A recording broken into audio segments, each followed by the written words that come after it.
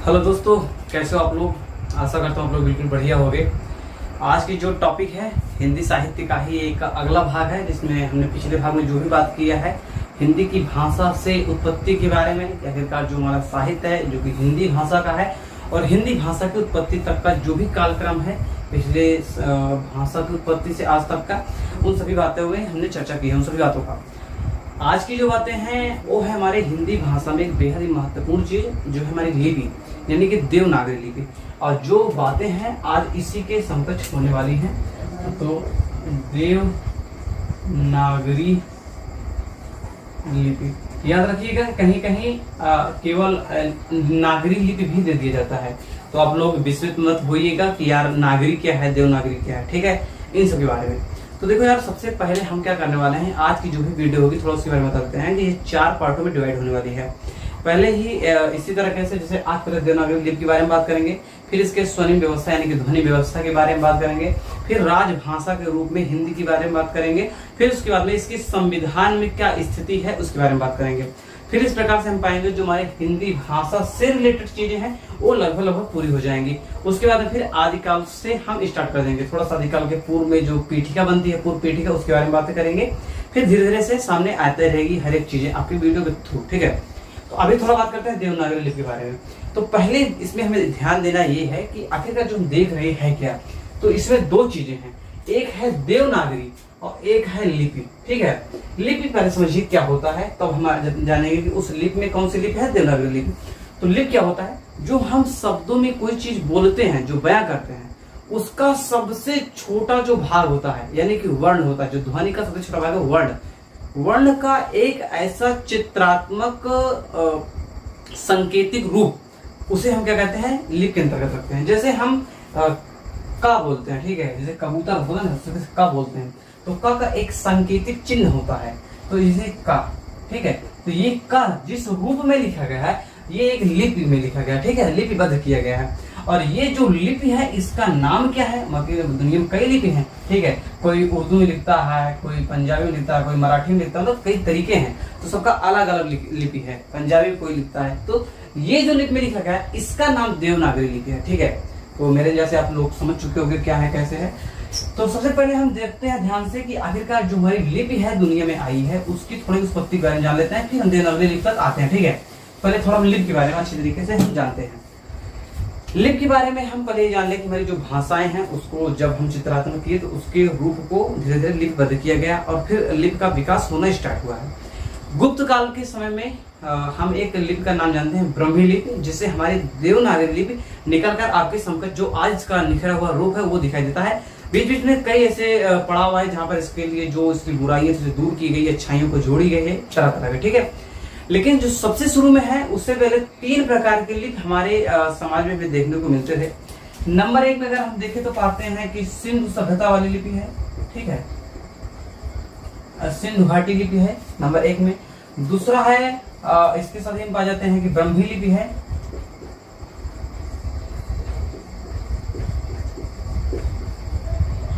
दो है ब्राह्मी लिपि है, और उसके बाद में उसके बारे में अच्छा नाम जो हम पाते हैं उसमें रहता है खारोष्ठी लिपि।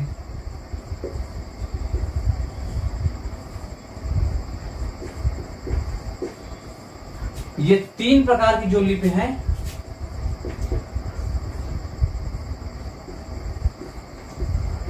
सबसे शुरू में हम देखने को पाते हैं। इसमें से जो सबसे पहली लिपि है यानी कि सिंधु घाटी लिपि है, एक कुछ चित्रात्मक था। ठीक है, जैसे कि शेर भालू देखते हो तो बस शेर भालू को चिन्ह बना दिया जाता था, उससे उसे इंडिकेट कर दिया जाता था। ठीक है, तो ये कोई खास तरीके से था नहीं, लेकिन फिर भी आज तक सिंधु घाटी सभ्यता की जो भी लिपियां पाई गई हैं, जो भी लिखी हुई चीजें मिली हैं, हम आज तक यानी कि ह्यूमन सिविलाइजेशन उसे पढ़ने के योग भी तक नहीं हो पाया। ठीक है, कोई भी आदमी से नहीं जान पाया क्या लिखा है, उसका मतलब क्या है। ठीक है, अभी उसका डिकोड नहीं किया गया है। सेकेंड नंबर इसे छोड़ देते हैं क्योंकि कोई मतलब ही नहीं है अभी वर्तमान में। उसके बाद आता है ब्राह्मी लिपि। ब्राह्मी लिपि के बारे में थोड़ा जानकारी आपको रहना जरूरी है।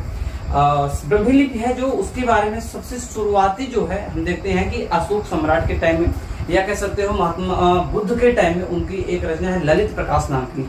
ललित प्रकाश में कई प्रकार की जो लिपियां हैं उस टाइम की, उन सब के बारे में थोड़ा बताया गया है। उसमें यह भी बताया गया है कि जो अशोक सम्राट है उनके समय की जो चीजें हैं वो ब्राह्मी लिपि के अंतर्गत आती थी। ठीक है, लेकिन ब्रह्मी लिपि की जो शुरुआत सही से अगर ईमानदारी से माना जाए तो गुप्त काल में ही थोड़ा हो चुका था, ठीक है।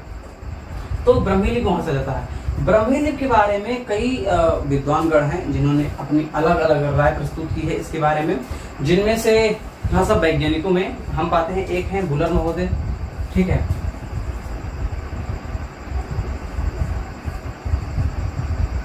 इन्हें इतना लिखते हैं बुलर महोदय, एक है कर्निंघम, ठीक है, एक कर्निंघम है, और इन्हीं दोनों का थोड़ा ज्यादा इंपॉर्टेंट है, बाकी कहे तो कई लोग हैं। तो बुलर महोदय कहते हैं कि भारतीयों ने ही एक सामी नाम की लिपि से ही आज से 500 ईस्वी पहले, 500 ईसा पूर्व के आसपास में जो टाइम पीरियड था उसमें इन्होंने ब्रह्मी लिपि का आविष्कार किया था, ये बुलर महोदय कह रहे हैं। कर्निंघम महोदय कहते हैं कि आर्यों ने लंबे समय पहले ही आर्यों ने ही ब्रह्मी लिपि का आविष्कार किया था। कई लोगों को मानना है कि ब्रह्मी लिपि की जो उत्पत्ति हुई वो ब्रह्मा से हुई है धीरे धीरे करके। तो इस प्रकार से कई लोग अपने अपने अलग अलग चीजें मानते हैं, तो ये दो इंपॉर्टेंट है, ठीक है। तो इसके बारे में ब्रह्मी लिपि के बारे में थोड़ा और हम अगर ज्यादा डीप में जाते हैं तो देखते हैं कि ब्रह्मी लिपि का जो सबसे पहला हमें इसका प्रमाण मिलता है, यानी कि हमें कि कहाँ पर मिला, कि जो वहाँ पर ब्रह्मी लिपि का हमें देखने को मिलता है, ठीक है। तो वहाँ पाते हैं कि एक जगह है पिपराला का स्तूप, ठीक है, पिपराला का स्तूप, पिपराला का स्तूप, ये स्थित है बस्ती जिले में, ठीक है। कहाँ है? बस्ती जिले में, बस्ती जिले में। उसकी एक जगह है बड़ली गांव, बाड़ली गांव नाम की जगह है, जो कि अजमेर में स्थित है। कहाँ स्थित है? अजमेर में स्थित है। तो इन दोनों जगहों पर हम पाते हैं कि ब्रह्मी लिपि के सबसे पहले प्राचीनतम नमूने हमें प्राप्त होते हैं, इन्हीं जगह पर सबसे पहले यहीं पर प्राप्त होते हैं। ब्रह्मी लिपि के बारे में थोड़ा सा अगर ध्यान से देखें तो पाते हैं कि एक अगर हम बढ़िया से बनाया फिर ये चार्ट तो पाओगे कि जो ब्रह्मी लिपि है थोड़ा चल कम रहा है, एक ब्रह्मी लिपि है जो गुप्त काल में है, ठीक है, गुप्त काल में। उसके बाद ये कई भागों में, खासकर दो ही भागों में हर जगह से डिवाइड होते चली जाएगी। तो ब्रह्मी लिपि जो गुप्त काल में है उसमें हम पाते हैं कि ये दो भागों में डिवाइड हो गई थी, ठीक है। एक हुई थी दक्षिणी शैली में और एक हो गया था उत्तरी शैली में, ठीक है। एक हुई दक्षिणी शैली में, एक उत्तरी शैली में। उत्तरी शैली में थोड़ा सा जैसे हम इसमें नीचे आते हैं, इसमें आते हैं, एक मिलता है हमें गुप्त लिपि, क्योंकि गुप्त काल में ही है। तो उत्तरी शैली में हमें गुप्त लिपि मिलता है, ठीक है।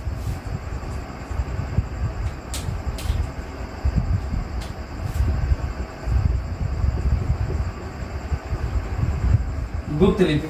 फिर उसके बाद इसका ही एक रूप है, थोड़ा सा और टूटने पर पाते हैं, सिद्ध मात्रिक लिपि।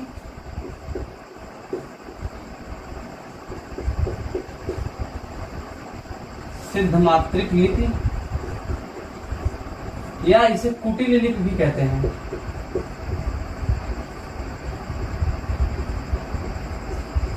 ठीक है, सिद्ध मात्रिक लिपि या कुटिल लिपि आते हैं। उसके बाद में इसमें हम फिर दो लिपि पाते हैं। इसको जो हम थोड़ा सा और अंदर डीप आते हैं, इसमें जो देवनागरी लिपि और शारदा लिपि आते हैं।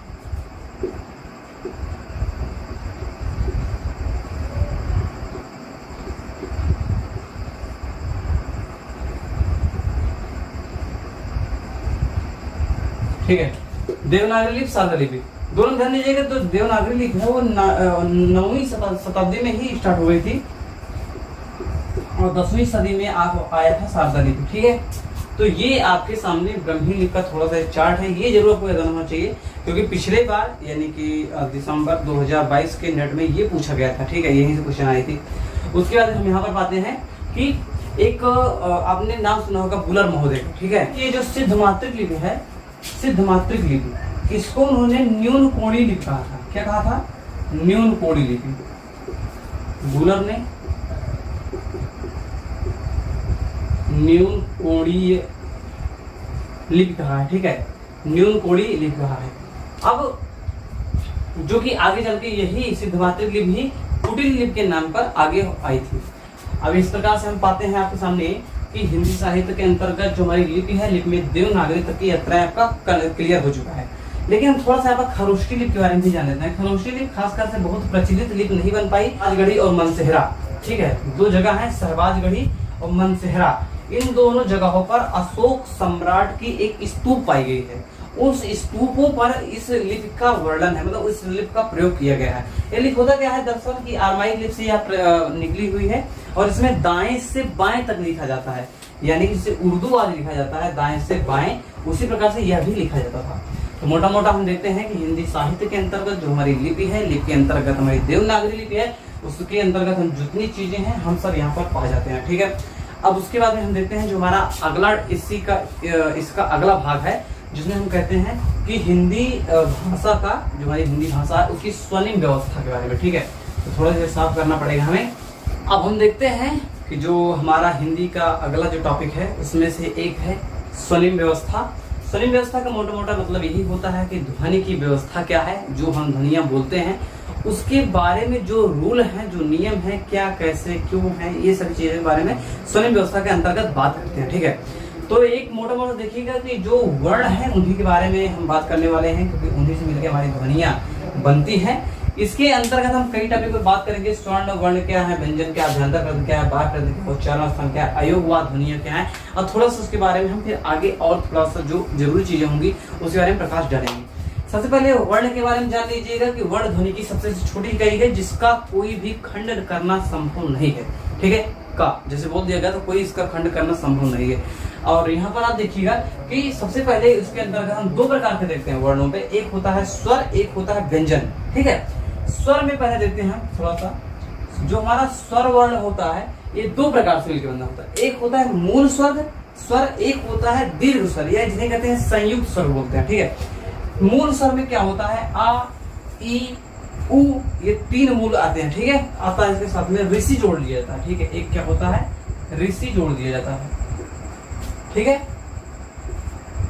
लेकिन आगे देखते हैं क्या, आ, छोटा आ, ई, छोटी ई और उ, ठीक है।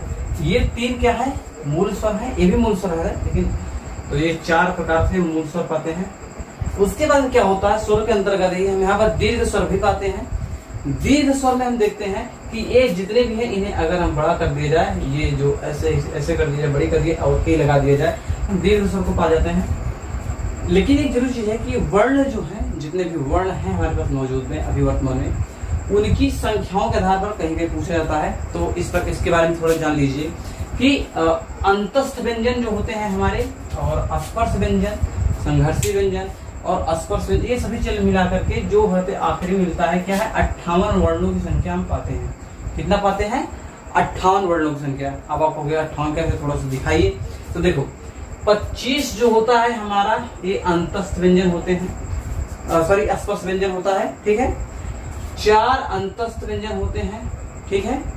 4 संघर्षी व्यंजन होते हैं, जिन्हें संघर्षी व्यंजन होते हैं। कितना हो गए, ये हो गए 33, ठीक है। 11 स्वर होते हैं, 2 अयोगवाद ध्वनियां होती हैं। उसके बाद मराठी से एक लिया गया है, जिसे हम अगर आपको दिखाना चाहें, ये जो ला होता है ना, ये मराठी से एक लिया गया है। उसके बाद में जो फारसी होती है, फारसी से 5 वर्ड फारसी से लिए गए हैं, ठीक है। उसके बाद अपभ्रंश से 2 वर्ड लिए गए हैं, डा और ढा, ठीक है। और उसके बाद हम यहाँ पर देख सकते हैं, ये हो गया कितना, 33, 34, 10 44, 2 46, 1 47, 47, 5 52, 2 54। संयुक्त वर्ण देखने को मिल जाता है, ठीक है।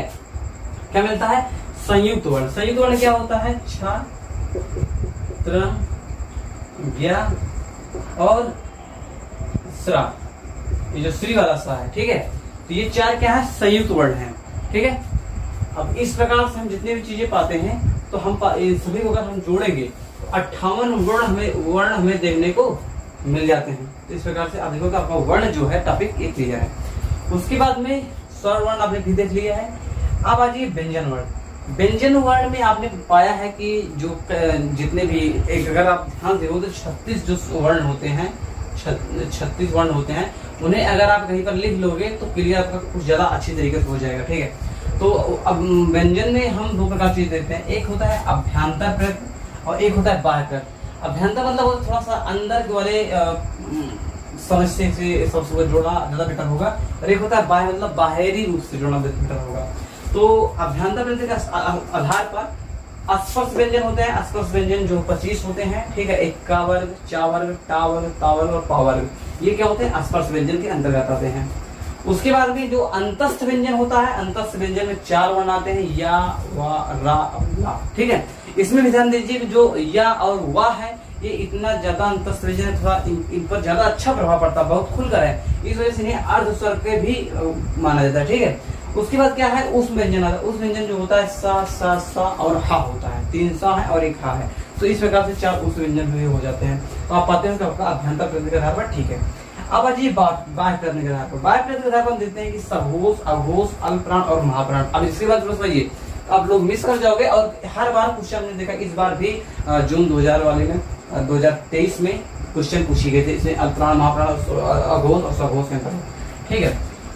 सघोष क्या होता है, सघोष जैसे हम देखते हैं का वर्ग है, अगर लिख देते हैं एक बार, का, खा, गा, घा, अंग, ठीक है।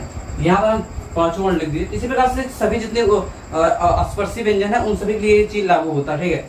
तो शुरू के 2 को छोड़ दो, जो लास्ट के 3 बचते हैं, इन्हें क्या कहा जाता है, सघोष कहे जाते हैं, ठीक है, यही सघोष है।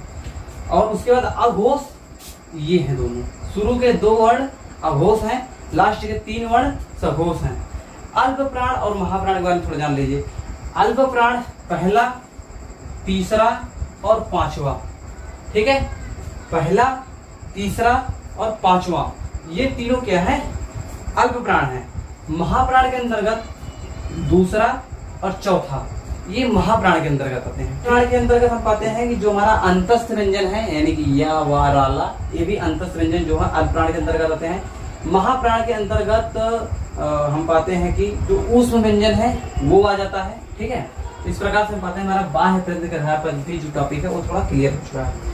अब पाते हैं कि स्वनिम व्यवस्था के अंतर्गत उच्चारण स्थान, जो कि बहुत इंपॉर्टेंट है, ये भी कई बार आता है, ठीक है। तो उच्चारण स्थान में भी कई उच्चारण स्थान है, कई आप जो 5 नाम सुने होंगे वो तो ठीक है, उसके बाद भी कई चीजें हम आपको बताना चाहते हैं, ठीक है। उच्चारण स्थान में देखिए कि जो हमारा का वर्ग है, ठीक है, का वर्ग अगर ध्यान देखोगे का, तो ये हमारे कंठ से उच्चरित होता है। इस प्रकार से का वर्ग जो हमारा कंठ से होता है। का चा वर्ग जो है, अगर आप ध्यान देखोगे तो ये हमारे तालु से उच्चरित होता है, इस वजह से इसे तालव्य बोलते हैं। उसके बाद में होता है का चा टा, ये हमारे मूर्धा से है, तो इसे मूर्धा से उच्चरित होता है, ये मूर्धा से है। फिर का चा टा, फिर ता है, ता जो हमारे दंत से उच्चरित होता है। पा वर्ग है, ये हमारे होठों से होता है। तो इस प्रकार से जहां जहां से उच्चारण स्थान है वही क्या जहां से उच्चरित होता है वही इसके उच्चारण स्थान हो जाते हैं। उसके बाद कई और जगह है, जैसे कंठोस्थ है, जो कंठ और होठ दोनों को लेकर करता है। तो ये ओ आपने सुना होगा कई बार, ओ जो होता है कंठोस्थ है, कंठोस्थ ओ, ठीक है। एक होता है कंठ तालव्य, यानी कंठ और तालव्य दोनों से मिलकर उच्चरित होता है। तो वहां पर ए और ए आते हैं, ठीक है, क्या आते हैं, ए और ए आते हैं। तो ये होते हैं क्या, कंठ तालव्य से हैं। उस दंतोष्ठ के अंदर अगर हम देखते हैं कि दांत और होठ दोनों मिलकर उस चीज को उच्चारण करने का प्रयास करते हैं, ठीक है। तो इसके अंदर दंतोष्ठ के अंतर्गत वा आता है, ठीक है। ये मैं बहुत ज्यादा लिख नहीं रहा हूँ क्योंकि स्पेस बहुत कम है, तो वा आ जाता है। उसके बाद आता है एक है वत्सरे ध्वनि। वत्सरे, ये अगर आप देखोगे तो कई बार तो पूछा गया है, ठीक है। तो वत्सरे के अंतर्गत से लिख लीजिएगा, ना, सा, रा और ला आते हैं, वत्सरे ध्वनि।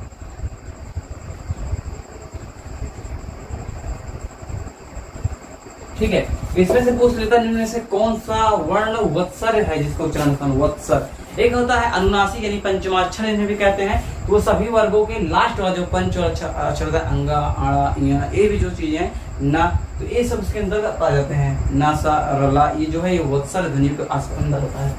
इस प्रकार से हम देखते हैं हमारा उच्चारण स्थान भी थोड़ा क्लियर हो चुका है। अगला आता है अयोग वा ध्वनि के अंतर्गत।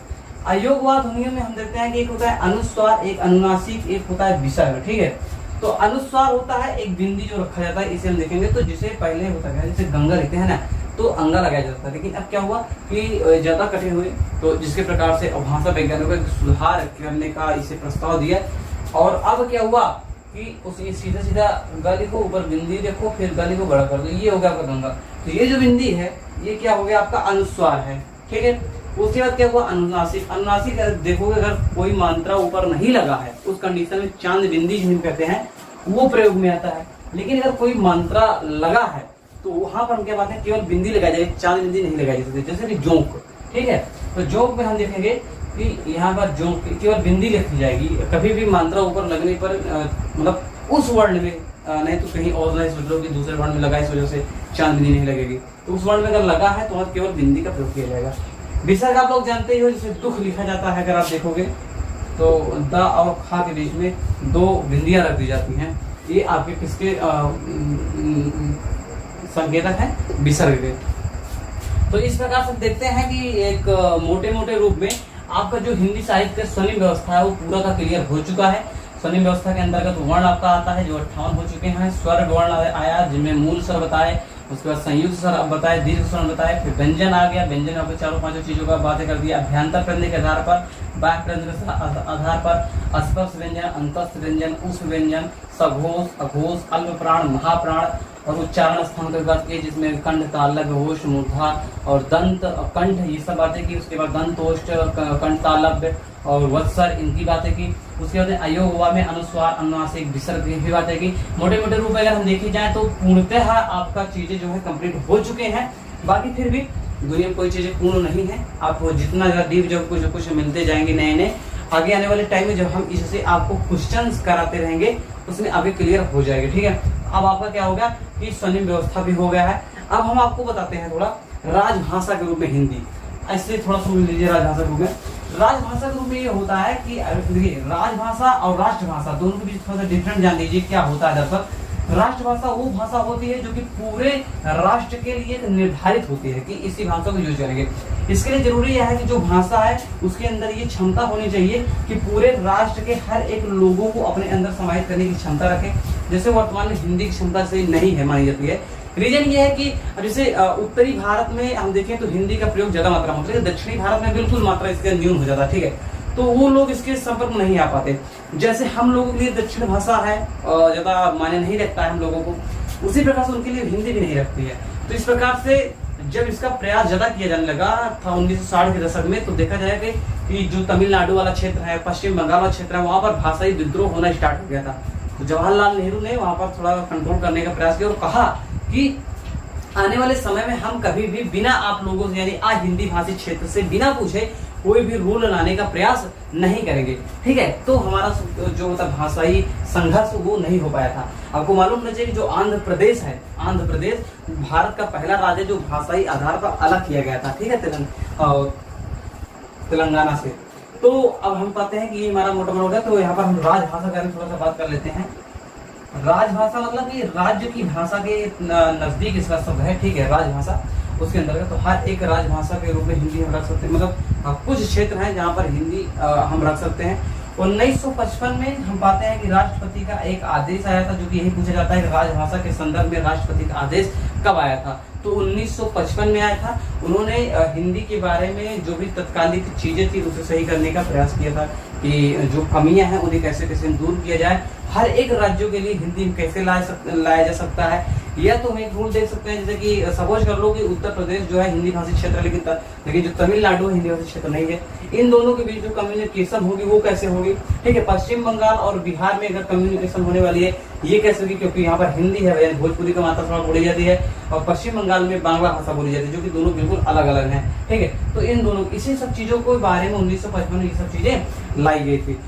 उसी के बाद 1955 में पुनः एक बार राष्ट्रपति जी ने एक आयोग गठित किया और उन्हें कहा कि जो भी इसके क्षेत्र में दिक्कतें आती हैं उनके बारे में पता लगाया जाए, हिंदी के लिए कमियां क्या आ रही उन्हें बताया जाए, और जो कमी हो रही उन्हें दूर कैसे किया जा सके। ठीक है, इसके लिए एक कमेटी बढ़ी। फिर उसके बाद में एक कमेटी बनी संसदीय कमेटी। ठीक है, हिंदी भाषा के लिए संसदीय कमेटी, तो वो आई थी 1959 में।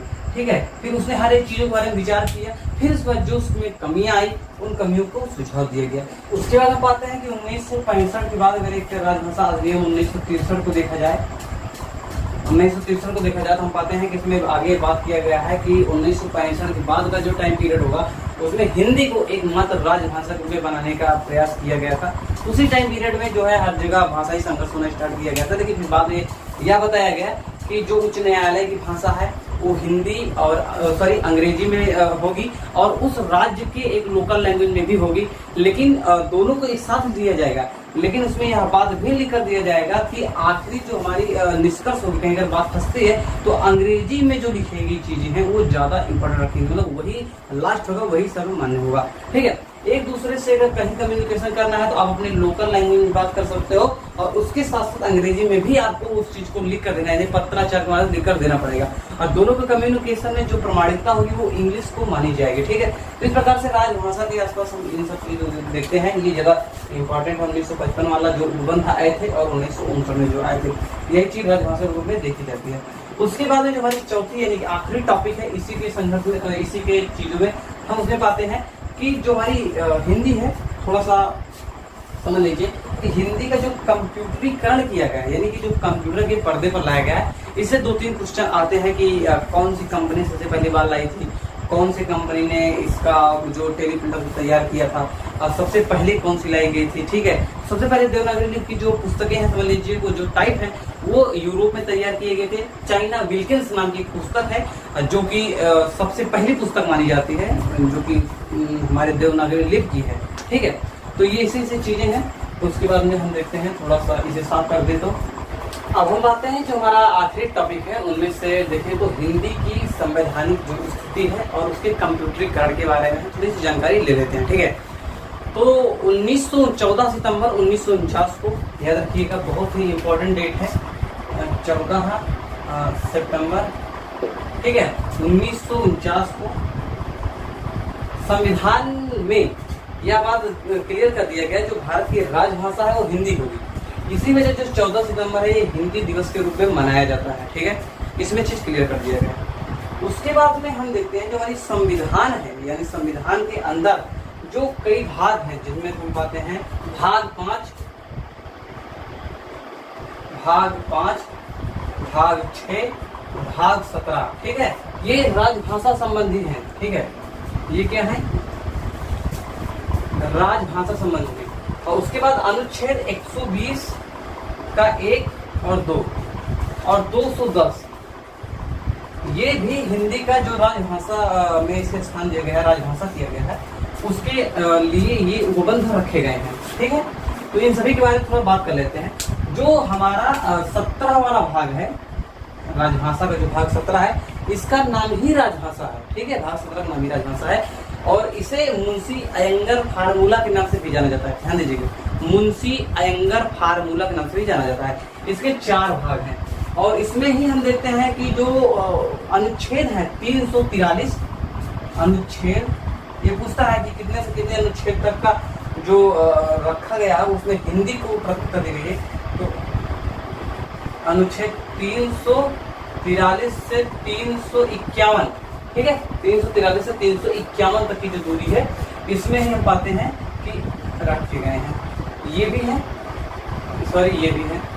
तो 120 का 1, 2, 210, उसके बाद में अनुच्छेद 343, 344, 345, 346, 347, 348, 349, 350 और 351, ये इतने अनुच्छेद रखे गए हैं जो कि इसी के बारे में थोड़ा देखें। सबसे महत्वपूर्ण ये है कि 343 में ही ये बात कहा गया है कि भारत की राजभाषा हिंदी होगी। ठीक, अनुच्छेद 343 में कहा गया है कि भारत की राजभाषा हिंदी होगी। उसके बाद में जो ये है अनुच्छेद 120 है, इसमें कहा गया है कि जो हमारा संसद है, संसद उसकी जो कार्यवाहियां हैं वो हिंदी या अंग्रेजी में होंगी। ठीक है, हिंदी या अंग्रेजी में होंगी।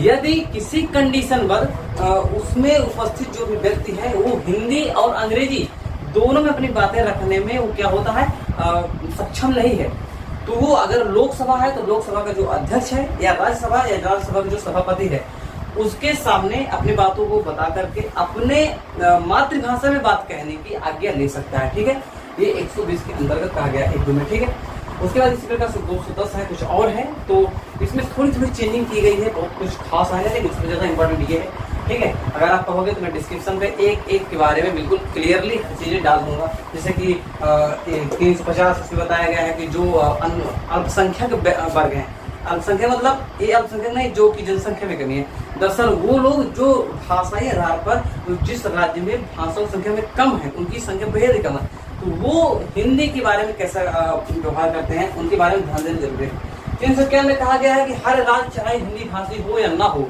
वो थोड़ा बहुत अपने तरफ से प्रयास हिंदी के लिए जरूर करेगा अपने राज्य में, जिससे कि समस्त भारत को एक सूत्र में बांधने का जो कार्य हिंदी कर सकता है, तो उसके लिए थोड़ा सा मार्ग और प्रशस्त किया जा सके। ठीक है, इस प्रकार से पाते हैं कि जो हमारी हिंदी की संवैधानिक स्थिति है उसके अनुसार हर एक चीजों को थोड़ा थोड़ा जान लिए हैं। अब आते हैं संवैधानिक स्थिति और कंप्यूटरीकरण। अब थोड़ी सी कंप्यूटरीकरण के बारे में हम जान लेते हैं कि आखिरकार जो हिंदी है, दरअसल हिंदी में गलतियां क्या होती है यार, कि दुनिया की जितनी भी चीजें हैं अभी तक जितनी भी हैं लगभग सबका अपना अपना कुछ न कुछ कंप्यूटरीकरण हो चुका है, हिंदी का भी हुआ है। हिंदी में सबसे बड़ी दिक्कत क्या आई है कि इसमें बहुत ज्यादा अधिक मात्रा में वर्णों की संख्या है। जैसे कि अगर हम बताएं आपसे इंग्लिश के बारे में बात करें तो इंग्लिश में 26 हैं, तो बस 26 हैं, उसके लिए कुछ नहीं है। लेकिन भारत में क्या हुआ, जैसे आपको अगर ककहरा आपने सुना होगा, 12 खड़ी जिन्हें कहते हैं, अगर का लिख दिए तो कक्का की को इसी प्रकार से 12 लिखो, चलो सबको तो जोड़ा जाता है, तो मात्राओं को अलग से रखा जाता है। कोई लोग कहते हैं यार कुछ मात्राएं नीचे लगती हैं, कुछ ऊपर लगती हैं, कुछ दाएं हैं, कुछ बाएं हैं, इसकी वजह से भी हमें दिक्कत होती है रखने में। कुछ लड़के जो नए नए उत्पत्त होते हैं, जो कि दरअसल भारत में नहीं है, ये भारतीय मूल उनकी माता पिता हैं और हिंदी सिखाने का प्रयास करते हैं, तो उनके पास एक इंग्लिश जैसी अच्छी सी भाषा मौजूद रहती है, और फिर कहते हैं कि यार कि अब इंग्लिश हिंदी को सीखा जाए, तो उनके सामने कैसे रीड कर सके। तो दूसरी चीज ये है कि उसके बारे में भी कई प्रयास किए गए हैं, लेकिन अब जो है आपके सामने हर चीजें हैं, तो ये सब कुछ दिक्कतें हैं जो कि आई हैं। कई लोग कहते हैं कि यार जो हम अलग अलग चीजें कहते हैं, जैसे आ के बाद ई उ ए ओ है ना, इसको सबको हटा दिया जाना चाहिए। जैसे कि हम अगर आ ऐसे लिखते हैं, अगर आप यहाँ छोटी मात्रा लगा दें तो ये कहीं ना कहीं छोटी ई का काम कर रहा है, अगर बड़ी लगा दें तो बड़ी ई का काम कर रहा है, तो वो इसी में अगर हम छोटे मात्रा लगा दें, भाई देखो ये तो देखने में इसलिए थोड़ा अजीब लग रहा है क्योंकि अभी तक हम कभी इसका प्रयोग करते नहीं है। अगर हम इसका भी करते हैं तो ये सभी चीजों का जो एरिया है वो रिप्लेस कर देगा। ठीक है, तो जिससे इसका कंप्यूटरीकरण करने में थोड़ी इसकी सरलता होगी। ठीक है, अब देखते हैं थोड़ी नई नई चीजें इसके कंप्यूटरीकरण के बारे में, कि आखिरकार शुरुआत कैसे हुई कंप्यूटरीकरण की, सबसे पहले सबसे बाद में क्या कहां से। ठीक, अब अगर देखें तो हम पाते हैं कि जो भाई कंप्यूटरीकरण है उसके बारे में जो हमने मोटा मोटा जानकारी दी कि जो दिक्कतें हैं आपके लिए आती हैं वो और कैसे दूर किया जाए इसके बारे में। तो हिंदी जो है वो संचार का माध्यम बनाया गया, जिससे हम कंप्यूटर के थ्रू संचार को और अधिक तीव्र कर सकते हैं, जिससे हम कोई जानकारियां हैं हिंदी में कंप्यूटर में छाप सकते हैं। इस सब चीज़ों के बारे में धीरे धीरे हम प्रकट करने के लिए अपने जो भी तकनीकी थी उन पर हम और आगे ध्यान देने लगे। उसके बाद में जो आगे आने वाली समय कठिनाइयाँ थी उसके बारे में हम दो चीज़ें अगर ध्यान देखें तो पाते हैं। एक है कि यांत्रिकरण से, यानी कह सकते हैं कंप्यूटरीकरण पूर्व हिंदी, और एक कंप्यूटरीकरण के बाद हिंदी। ठीक है, तो अगर हम कंप्यूटरीकरण के थोड़ा पूर्व में बात ध्यान देते हैं तो हम मोटा मोटा पाते हैं कंप्यूटरीकरण से पूर्व में एक आता था, सॉरी उसका नाम क्या है, टेलीप्रिंटर, नाम सुना आपने, जो शायद बटन के थ्रू होता था, एक एक बटन दाब करके। ठीक है, उसमें हम पाते हैं कि जो हमारे भारत की सबसे पहले है 1960 के दशक में संचार विभाग ने इसके लिए थोड़ा सा काम किया और हिंदुस्तान टेली प्रिंटर नाम का एक उद्यम स्टार्ट किया था। ठीक है, उसके अनुसार ये चीजें स्टार्ट हुई। उससे पहले थोड़ा सा मतलब ये शुरू होने से पहले मैसर्स आलिवेट एक कंपनी की नाम है, मैसर्स आलिवेट, मैसर्स आलिवेट, ये जो कंपनी है ये अभी तक जो जरूरत की चीजें हैं वो भारत सरकार को अपने अनुसार देती थी। ठीक है, तो 1960 के दशक में फिर उसके बाद क्या हुआ, जब हमारा जो टेली प्रिंटर बना जो उसके पास था, तो 174 टाइप इसमें मौजूद थे। ठीक है, 174 शब्दों को लिखा जा सकता और वर्णों को लिखा जा सकता था। इस प्रकार देखते हैं कि ये है क्या, कंप्यूटरीकरण से पूर्व हिंदी। अब देखिए होता क्या था, कंप्यूटरकरण के बाद हिंदी क्या क्या हो गई। पहले हम थोड़ा सा कंप्यूटर बारे में जान लेते हैं कि कंप्यूटर जो होता है उसमें दो मुख्य चीजें हैं, हार्डवेयर, एक सॉफ्टवेयर।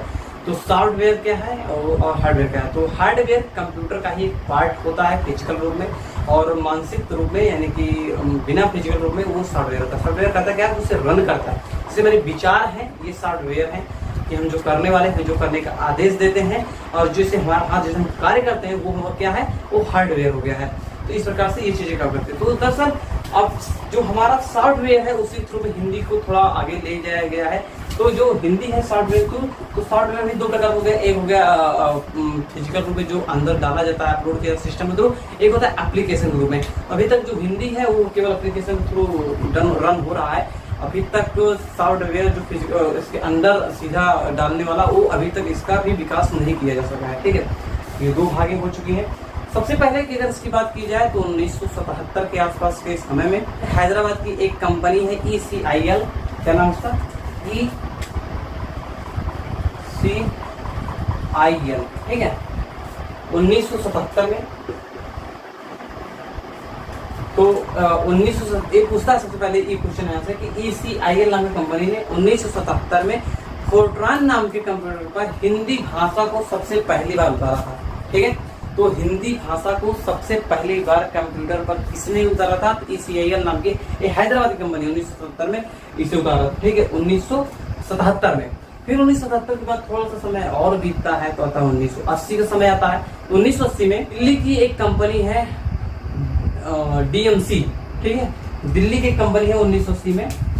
1980 में दिल्ली कंपनी है DMC, ठीक है। DMC का कंप्यूटर है जिसका नाम है सिद्धार्थ, ठीक है, क्या नाम है, सिद्धार्थ। सिद्धार्थ नाम के कंप्यूटर पर DMC ने शब्दमाला कार्यक्रम सबसे पहली बार तैयार किया था। ठीक है, तो ये चीजें भी आपके लिए जरूरी है। तो अब जब 1980 में ये चीजें हो रही थी, इसी के साथ साथ में इसी टाइम पीरियड में हम देखते हैं कि हैदराबाद की एक कंपनी है CMC, ठीक है, उसका नाम क्या है, CMC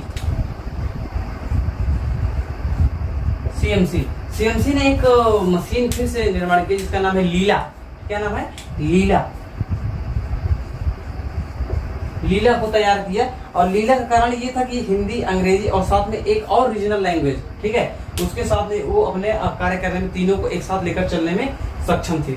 तो 1980 में ये चीज हो गया। अब उसके बाद में इसमें थोड़ी थोड़ी कमियां पाई जाती थी, जैसे कि इसमें फोटो प्रिंटिंग के लिए दिक्कत थी और लेजर प्रिंटिंग के लिए दिक्कत थी। जब इन दिक्कतों को देखा गया तो इसे दूर करने के लिए 1984 में पुणे की एक कंपनी है CDAC, ठीक है, क्या नाम है, CDAC।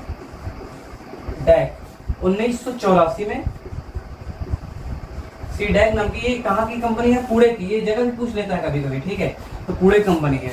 इसने क्या किया, तो पुनः एक चीज तैयार की अपना CDAC ने, उसका नाम उन्हें क्या रखा है, GIST, क्या रखा है, GIST,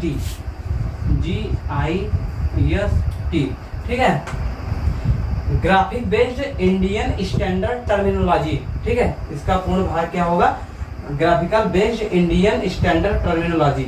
जिस्ट का आविष्कार किया। जिस्ट करता क्या था, अगर इसमें एक चिप होता था, ये कंप्यूटर पर लगा देने पर कंप्यूटर के पर्दे पर हिंदी के पूरे शब्द अपने आप छप जाते थे। ठीक है, तो ये सब हो गया कि हिंदी के लिए कार्य किए गए।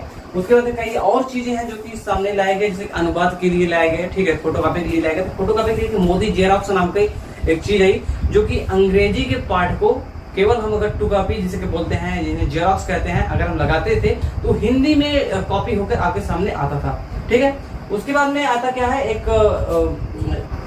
एक चीज थोड़ा गलत कर दी चीज, जो 1980 में जो CMC हैदराबाद कंपनी है, उसने लिपि नाम की जो चीज बनाई थी, वो है लिपि, ठीक है, ये लिपि को बनाई थी और उसके थ्रू कार्य कर रहा था। लीला क्या है, लीला है जो विदेशी बच्चे हैं जिन्हें हिंदी सीखना है, या भारतीय भी सीख सकते हैं, लेकिन इसे ज्यादा प्रचलित रूप का जैसे विदेशी भाषाओं के बच्चों के लिए बनाया गया था।